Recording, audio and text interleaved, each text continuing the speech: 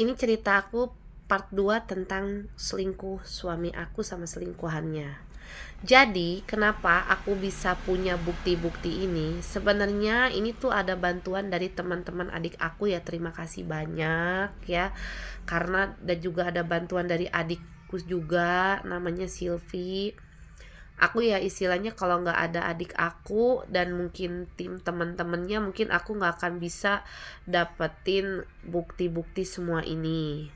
Dan kebetulan juga sebenarnya cewek inilah yang membongkar sendiri perselingkuhan suami saya dengan dia. Jadi makanya sebenarnya saya tuh ya sangat bersyukur ya, mungkin Allah juga sedikitnya menggerakkan hati wanita itu, walaupun mungkin dia sudah jahat lah, kalau istilah kata tuh udah jahat gitu ya, ngerebut suami orang. Tapi ya aku menghargai sekali niat baik dia, mungkin ya walaupun disebut niat baik sih juga enggak juga ya, itu tuh mungkin ya aku sih maksudnya berterima kasih sih sama Allah gitu ya, karena Allah tuh menggerakkan dia untuk bilang ke aku kalau suami aku selingkuh sama dia. Dan dia tuh menceritakan semuanya dari dia itu ngekos bareng sama suami aku. Dia ngekos bareng, pantesan aja gitu kan.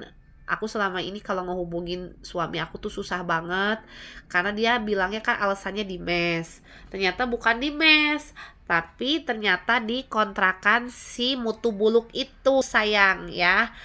Kalau mungkin kalian sering seliweran denger gayung lope pink. Nah, ini bukan gayung lope pink lagi, tapi Mutu Buluk ya. Tahu kan Mutu yang buat ngulek-ngulek sambal? Nah, mukanya udah kagak ada bentuknya kayak begitu tuh.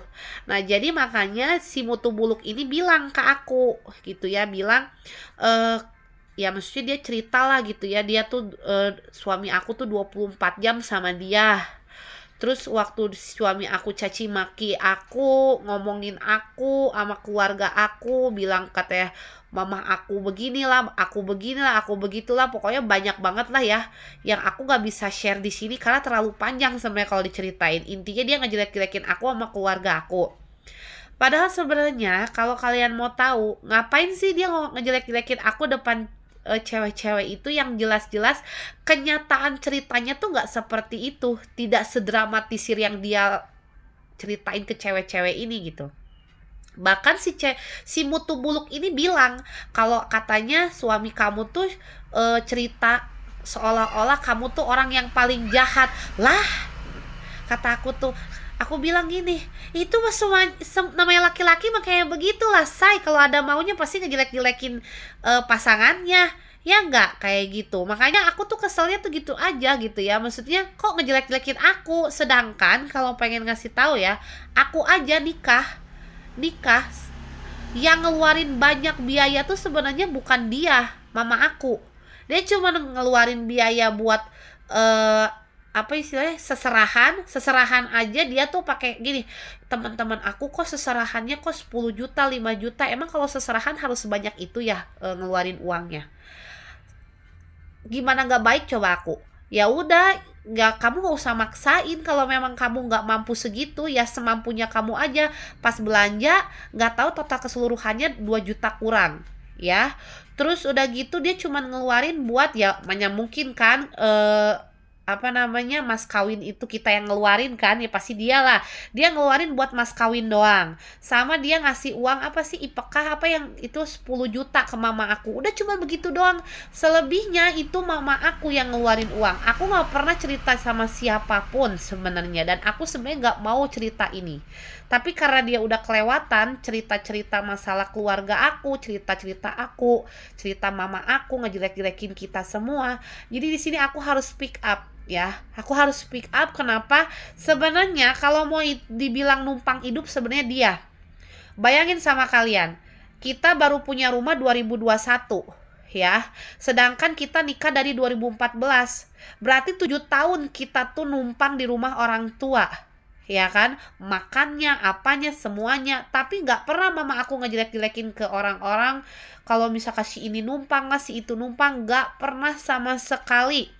Tetapi aku gak sukanya dia seolah-olah dia kayak ngebiayain kita dari awal, padahal sebenarnya dia nggak sebegitunya banget ya. Maksudnya kita juga ada omongan gitu ya, sampai dia nyeritain mama aku minjem uang ke dia nggak dibalikin. Bohong itu, padahal mama aku bilang, malahan mama aku tuh waktu ngejual tanah itu makanya disimpan gitu ya uangnya di aku, biar supaya aku tuh bisa potong uangnya dari situ.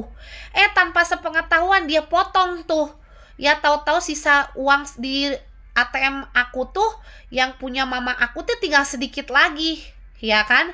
Makanya terus mama aku sampai nanya, loh kok ini duit tinggal segini lagi ya, aku nggak tahu mah. Dan terus aku tanya, iya sudah dipotong semuanya tanpa sepengetahuan aku ya. Jadi kalau misalkan mau dibilang katanya minjem gak dibalikin, lah kita juga lagi ada uang juga pasti kita balikin. Malahan mama aku ngasih sertifikat rumah loh. Sertifikat rumah itu mau dikasihin ke dia ya udah sebagai jaminan gitu, kalau misalkan seandainya mungkin mama sedikit minta bantuan pakai uang kamu untuk biayain adik kamu, maksudnya adik saya gitu kan, biayain adik saya, nih mama kasih sertifikat rumah. Biar supaya apa, biar supaya takutnya nanti gitu ya, mama kan gak mau ya ngerepotin anak atau pakai uang anak. Mama cuma punya ini mama kasih ke kamu, dan itu juga udah ada persetujuan dari adik-adik aku ya. Malah dia bilang kayak gini, gak mau karena itu kan punya ahli waris, kecuali kalau ahli warisnya itu pada nggak tahu, iyalah mungkin dia takut. Tapi ini kan kita juga udah sepakat, ya udah karena memang kita belum ada uang dan mama aku mau ngejual rumah pun gak bisa ngejual rumah, jadi ya udah dijadi jaminan aja, maksudnya rumah yang di Cianjur Selatan itu. Tapi sama dia nggak diambil, dia malah bilang kayak gini, ya udah nggak usah mah. Malah dia bilang kayak gini, uang yang dipinjam sama mama Ubin ikhlasin aja, nggak usah mama ganti. Ya udah, terus apa salahnya? Terus dia sekarang sosok dia merasa dia tertekan, dia merasa kalau dia itu adalah si paling korban. Padahal di sini kalau mau dibilang aku yang korban, tapi dia malah speak up ke sana kemari. Makanya aku tuh ngerasa kok ini orang kayak yang nggak merasa bersalah gitu ya. Udah tahu, oh berarti pantesan dia ngejelek-jelekin aku, takutnya nanti dia ketahuan selingkuh. Dia ada tahu, maksudnya dia tahu gitu alasan kenapa dia selingkuh, dia bisa beralasannya ke situ arahnya. Makanya aku mikir aneh banget nih orang, kata aku tuh nggak punya tahu malu. Bahkan kemarin aja waktu ketahuan sama aku selingkuh, dia itu nggak mengakui awalnya. Setelah udah ada bukti baru dia mengakui sedikit demi sedikit. Aku ngerasa aneh aja sama orang kayak gini. Please ya, Pok Mubin Andas, aku tahu kamu tuh kabur ke Riau itu, dan kamu tuh banyak banget ya, kamu tuh banyak banget kasus, bahkan di kantornya aja kamu banyak banget kasus ya. Saya tahu kenapa, karena saya tahu dari orang kantor, dan bahkan orang kantornya bilang banyak sekali yang nyari dia ya. Entah dia punya masalah atau kasus apa aku gak tahu, entah dia ini, coba tolong ya untuk yang namanya Pok Mubin Andas, kalau kamu memang laki-laki yang gentleman, datang kamu ke sini ya, memiliki itikat baik. Kalau memang masih punya itikat baik, datang ke sini, datang ke orang tua bersama keluarga kamu. Saya udah dari kemarin tuh, udah dari pertama saya nemuin maksudnya nemuin ini kamu gitu ya, nemuin kasus kamu ya, nemuin perselingkuhan kamu sampai saat ini masih cuek bebek aja, masih mengadahkan kepala kamu ya, masih sombong kamu, masih merasa kalau kamu tuh nggak berbuat apa-apa, bilang saya so tau lah apalah. Sekarang kamu maunya apa? Saya tanya, saya dari kemarin, dari begitu ketahuan kamu selingkuh dari tanggal 3 saya tuh diem, sampai kemarin tuh saya diem, saya sampai tanggal 14 tuh saya diem ya, saya diem. Sebelum saya tanggal 14 siangnya itu saya ngabarin ya ke semua orang gitu, kalau misalkan itu kebejatan kamu sama selingkuhan kamu ya, coba tolong kamu kalau memang laki-laki sejati, kamu datang ke sini sama keluarga kamu. Saya nggak mau ya, maksudnya ini kamu tuh udah benar-benar menginjak-injak harga diri saya sama keluarga saya. Pokoknya saya kalau mau itu itikat baiknya, jangan kamu nantang kamu di chat